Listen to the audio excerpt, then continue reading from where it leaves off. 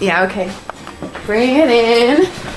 Okay, does it zoom? Look, check out Sarah's freaky eye. Cut it out. Come on, show the camera your eye. It's for YouTube. Look, we were just sitting there an hour ago, chilling out, and one of Sarah's eyes turned a totally different color than the other. Come on, it's for YouTube. Sarah? Sarah, you okay? That was just kidding. What's happening? Sarah?